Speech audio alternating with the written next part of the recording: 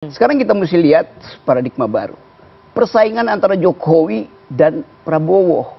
Saling taruh orang di situ. Kan itu intinya kan. Jadi Jokowi menyusupkan orangnya, Prabowo menyusupkan orangnya. Jadi itu sebetulnya penanda bahwa dua-duanya cemas. Jokowi cemas, dia tidak punya orang ketika lengser. Prabowo cemas, kalau tidak dipasang sekarang, nanti orang Jokowi yang berkuasa. Konflik psikologi antara Prabowo dan Jokowi. Bang Rocky membenturkan antara Pak Jokowi dengan Pak Prabowo, memang itu kan modus operandinya seorang Rocky Gerung gitu loh. Pada hari ini ya kalau saya mengatakan sebetulnya di sisi yang lain, selain membantu Pak Prabowo, Pak Jokowi juga sedang membantu PDI Perjuangan untuk segera keluar dari kabinet. Gitu. Justru pertanyaan yang besar adalah ngapain PDI Perjuangan di dalam sana gitu loh. Karena PDI Perjuangan ini mengatakan Pak Jokowi ini adalah kegelapan demokrasi. Ya bahwa itu tadi Anda dikatakan ini modus operandinya Bang Rocky aja, membenturkan antara Pak Jokowi dengan Pak Prabowo. Dari awal modus operandi saya begitu. Bentur-benturin kan emang. Tapi pada hari ini ketika kita bicara soal reshuffle, kacamata kita adalah kacamata transisi, dan di situ Bung Rocky Gerung meleset dengan sangat jauh. Halo Sobat DC, kali ini saya akan membagikan perdebatan dua pengamat politik yang sangat bertolak belakang, yaitu Muhammad Kodari dan Rocky Gerung saat tampil di Political Show CNN Indonesia terbaru. Dalam perdebatan itu ada momen menarik saat Rocky Gerung keceplosan bahwa dia memang memiliki niat atau tujuan atau modusnya untuk mengadu domba Jokowi dan Prabowo Subianto. Perdebatan mereka ini terkait reshuffle kabinet yang baru saja dilakukan oleh Jokowi. Untuk lebih jelasnya, yuk kita simak bersama video berikut ini. Dari awal nggak masuk akal. Pemilunya sendiri nggak masuk akal kok. Jadi kita dipaksa untuk komentari sesuatu yang di awal udah busuk. Coba lihat Grace tadi itu. Grace kesulitan untuk menemukan istilah lain selain sinkronisasi. Jadi terlihat ada kegugupan untuk mengatakan apa yang terjadi. Jadi bahasa yang aman sekali itu. Lain waktu Grace ketua PSI, dia tajam menemukan kalimat. Jadi Grace mengedit sendiri kalimatnya supaya jadi bukan netral, justru jadi mediocre itu kalimat itu kan. Seolah-olah tidak ada beban, tidak ada konten dari peristiwa itu. Ya seperti biasa transisi mengefektifkan apa istilahnya tadi itu sisa kabinet itu. Tapi sebetulnya buat saya ini bukan, lepas dari saya bosan komentar ini, tapi ini bukan persaingan antara Jokowi dan Megawati, maka tertendanglah PDI. Itu udah biasa, itu pasti tertendang. Sekarang kita mesti lihat paradigma baru. Persaingan antara Jokowi dan Prabowo. Saling taruh orang di situ. Kan itu intinya kan. Jadi Jokowi menyusupkan orangnya, Prabowo menyusupkan orangnya. Siapa yang disusupkan nih? Ya itu yang diganti-ganti itulah. Jadi itu sebetulnya penanda bahwa dua-duanya cemas. Jokowi cemas, dia tidak punya orang ketika lengser. Prabowo cemas, kalau tidak dipasang sekarang, nanti orang Jokowi yang berkuasa. Jadi kita mesti pindah cara melihatnya tuh. Bukan konflik lagi antara Jokowi dan Megawati, yang memang sudah terjadi. Jadi konflik baru, konflik psikologi antara Prabowo dan Jokowi. That's all. Tapi kan nanti ketika presiden terpilih, Pak Prabowo dilantik, kan Pak Prabowo punya hak prerogatif untuk mengganti orang-orang yang Pak Jokowi. Kalau dia punya prerogatif, ya udah Pak Prabowo bilang nggak usah, Gerindra nggak usah. Kan logikanya begitu kan. Tapi Prabowo masih memaksakan taruh Gerindra di situ. Padahal itu prerogatif dia, atau dia bisa copot lagi. Jadi dia bersiap-siap untuk mengintip lubang persembunyian Jokowi. Demikian juga Pak Jokowi. Itu aja. Simple. Jadi menurut Anda ini justru persaingannya bukan antara, persoalannya bukan antara Bu Mega dengan Pak Jokowi ya, tapi sudah bergeser dari Pak Jokowi ke Pak Prabowo ya? Pasti itu. Saya mau ke Bang Kodari. Bang Kodari, Anda melihatnya begitu juga nggak? Ya pasti enggak lah. Makanya saya tanya. Kalau enggak diundang dong. Itu Ya. Anda sebagai orang dekatnya Pak Jokowi dan Pak Prabowo gimana? Enggak, jadi gini, pertama ini pasti agendanya Pak Prabowo, karena Pak Prabowo akan menjadi presiden. Maka dia mulai memasukkan orang-orang supaya bisa beradaptasi.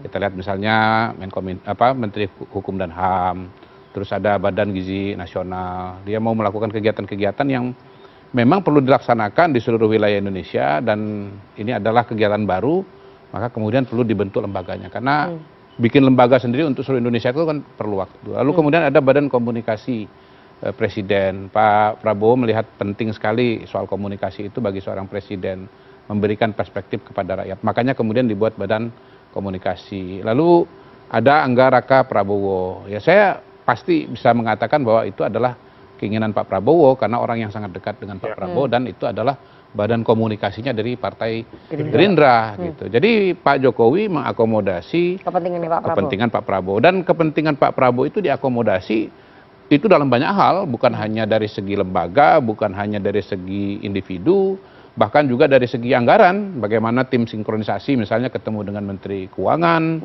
bahkan lebih jauh lagi kemudian salah satu anggota tim sinkronisasi menjadi Wakil Menteri Keuangan, Thomas Jiwandono. Ya. Jadi ini sebetulnya adalah suatu proses yang dimulai dan sudah bertahap. Ada Sudaryono, ada Tommy Jiwandono, pada hari ini ada Sudirman Andi Aktas. Pak Sudirman itu, Pak Supratman itu, mohon maaf karena bukan Gerindra ya. Pak Supratman, maksud saya bukan Gerindra, jadi nggak apal. Kalau sampai orang Gerindra apal.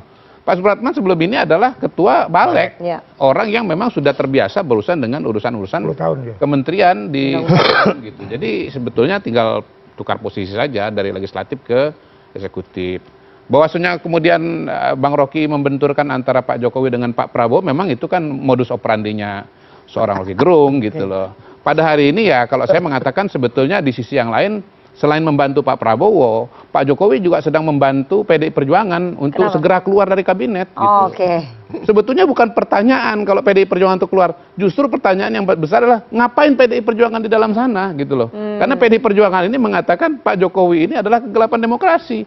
Loh katanya kegelapan, kok Anda masih ada di dalam, itu masih bertahan, ngapain tetap ada di dalam? Harusnya keluar aja. Jadi Pak Jokowi membantu untuk supaya PDI Perjuangan keluar. Berarti Anda mengamini bahwa reshuffle ini memang bagian dari upaya Pak Jokowi membantu PDI Perjuangan mengeluarkan kadernya. Iya, ini namanya sambil menyelam minum air, membantu Pak Prabowo, presiden yang akan datang dan sudah tahu bahwa PDI Perjuangan tidak mau bergabung dengan pemerintahan, makanya keluar aja. Kalau PDI Perjuangan tetap bergabung, saya yakin sih tetap di dalam juga, nggak ada gunanya mengganti gitu loh. Tetap di dalam karena akan berlanjut. Tapi karena udah nggak mau, ngapain tetap ada di dalam?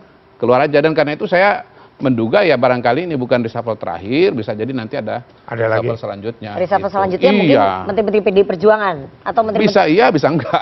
Tadi dikatakan oleh Pak Kodari bahwa ya ini sebetulnya cara Pak Jokowi untuk membantu PDI Perjuangan keluar. Jadi bukan antara Pak Jokowi dengan Pak Prabowo, tapi memang ya antara PDI Perjuangan dengan Pak Jokowi. Iya nggak ada soal. Apa buat saya apa tuh? Ya bahwa itu tadi Anda dikatakan ini modus operandinya Bang Rocky aja, membenturkan antara Pak Jokowi dengan Pak Prabowo. Dari awal modus operandi saya begitu. Bentur-benturin kan emang. Nggak, apa yang membuat Anda kemudian tadi berkesimpulan karena banyak orang-orang dekatnya. Coba saya ganti keterangannya itu supaya terlihat akademis. Reshuffle itu artinya ganti pemain karena nggak bisa bikin gol. Dikocok ulang tuh. Sekarang coba kita lihat demi apa sebetulnya. Tadi barusan saya baca Kompas itu. Kompas barusan mewawancarai dan mungkin jadi sampel nanti. Jakarta Timur itu kemiskinannya betul-betul parah sekarang. Bahkan keluarga kecil itu dia memilih makan di warteg daripada masak sendiri. Karena kalau beli itu mahal. Lebih banyak orang yang datang ke puskesmas karena kecemasan. GERD-nya naik tuh. Ini Jakarta Timur tuh. Mestinya itu yang di-attack oleh kabinet. Kan itu realnya kan. Maka mestinya reshuffle itu untuk mengatasi masalah ekonomi. Sekarang yang diganti mana ekonominya? Kan semua orang itu yang berbau politis kan. Jadi dari segi itu, reshuffle memang tidak dimaksudkan untuk attack the recent issues itu. Itu dasarnya. Kalau bukan itu alasannya, maka menurut saya itu adalah upaya untuk saling taruh bantalan. Cuman itu keterangannya, nggak ada keterangan lain. Ya itu yang disebut sebagai apa tadi modus operandi. Ya modus operandi dari Jokowi begitu emang. Modus operandi dari Prabowo juga sama kan. Kan ini dua hamster yang lompat-lompatan di kota yang kecil kan. Lalu orang tonton itu masih hamster. Satu waktu jadi serigala. Ya kalau tema pada hari ini temanya tema transisi buat saya ya. Jadi kalau misalnya Bang dengan Rocky mengatakan ini kalau ada masalah ekonomi di attack dong, ganti menteri ekonominya. Kembali tema besarnya apa? Tema besar pada hari ini dengan 2 bulan menuju transisi pemerintahan, tema besarnya adalah transisi. Jadi soal kemudian apakah kemudian besar kemudian efisien itu saya nggak berpretensi menjadi jubirnya Arief Puyono ya. Tapi buat saya satu hal bahwa Pak Prabowo itu buat Pak Prabowo kalau kita mencoba membaca beliau, buat beliau itu persatuan itu penting, itu syarat dasar untuk bisa melakukan pembangunan. Karena kalau tidak ada persatuan, tidak ada koalisi besar, maka kemudian akan sulit melaksanakan kebijakan-kebijakan. Dan saya kira itu cukup realistis untuk sebuah sistem pemerintahan dengan sistem presidensial multipartai seperti kita. Maka yang namanya kebijakan itu, sebagus apapun di atas kertas, ketika dia mau diimplementasikan, dia harus mendapatkan dukungan dari parlemen, dapat dukungan dari partai politik, dan ya itu membutuhkan sebuah kesatuan besar. Kalau istilah saya armada lah ya, ada kapal besar, ada kapal sedang, ada kapal kecil, ya ada sekoci, tapi dia bergerak dalam satu komando yang disebut sebagai armada. Nah, armada itu yang akan dibangun oleh Pak Prabowo. Orang-orang yang akan dipilih, ya kita harus realistis lah, bahwa pada hari ini seberapapun idealnya yang diinginkan oleh Arief, ya memang nanti akan datang dari dua sumber. Realitas, ya saya kan pendekatannya ada realisme politik. Satu yang memang Pak Prabowo sendiri, terutama yang beliau bisa tentu tunjuk adalah dari internal Partai Gerindra, tetapi juga dari partai-partai koalisi ya akan ada orang-orang yang akan keluar dari kantong ketua umum, dari Golkar ketua Golkar, dari PAN ketua PAN. Ya yang bisa disampaikan oleh Pak Prabowo adalah harapan bahwa yang diberikan itu adalah orang terbaik. Gitu. Titipannya Pak Jokowi soal nanti bisa kemudian betul semua apakah betul-betul baik atau tidak, itu kan pembuktiannya post factum. Ya, betul. Titipannya Mas Gibran, siapapun yang akan menjadi presiden dalam konteks Indonesia akan dihadapkan pada situasi seperti itu, karena itulah sistem politik yang kita miliki pada hari ini. Dan pada titik itulah saya mengatakan memang tema besar dari reshuffle kali ini adalah tema transisi. Saya nggak berpretensi mengatakan ini untuk mengattack masalah gitu loh. Jadi kalau misalnya Bang Rocky mengattack masalah, beliau salah baca situasi dan kondisi gitu loh. Iya. Karena beliau menggunakan kacamata yang salah untuk situasi yang sudah sangat-sangat berbeda gitu. Ya artinya nggak ada kemiskinan, artinya daya beli baik-baik aja. Oh nggak juga. Bukan berarti kalau tidak di-attack masalah itu tidak ada. Apalagi ini persoalan perennial ya, persoalan-persoalan yang tidak yang selalu muncul dan ya memang membutuhkan waktu panjang untuk menyelesaikan. Tapi pada hari ini ketika kita bicara soal reshuffle, kacamata kita adalah kacamata transisi, dan di situ Bung Rocky Gerung meleset dengan sangat jauh. Nah, gimana menurut kalian? Mendukung M. Kodari atau Rocky Gerung? Yuk komen di kolom komentar. Sampai jumpa.